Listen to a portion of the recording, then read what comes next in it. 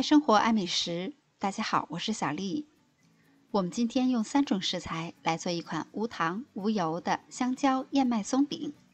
方法简单，5分钟就上桌，口感松软香甜，好吃又营养，做早餐再合适不过了。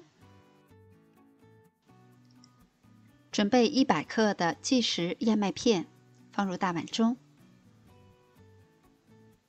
加入150克的牛奶。我们可以把它先搅拌搅拌，然后盖好，静置几分钟，让燕麦片充分的吸收牛奶。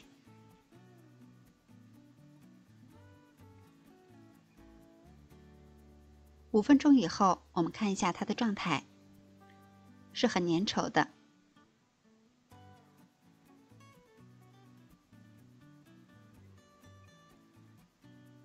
这时候我们再加入一个大一些的香蕉，掰成小段放入碗中。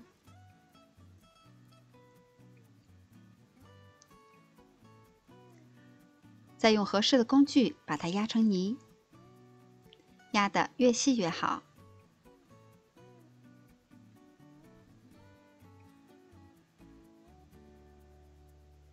最后我们得到的就是这样比较粘稠的状态。平底锅可以提前预热，我没有刷油，直接盛上1勺燕麦糊，放入锅中，用勺子整理出小饼的形状。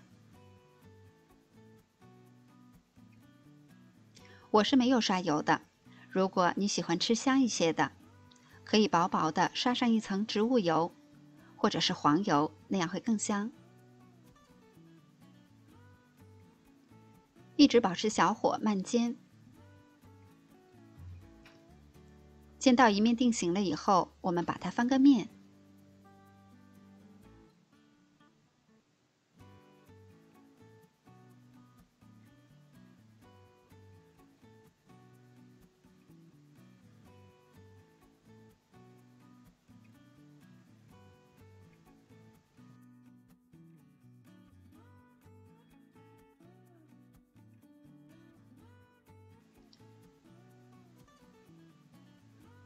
煎这个小饼的时候，我们要勤观察，另一面也已经上色了，我们就再把它翻过来，煎大约20-30秒钟，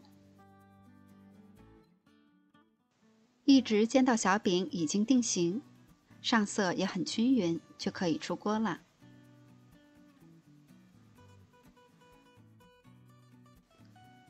这些材料我一共做了9个手掌大小的松饼，基本上可以解决2个人的早餐了。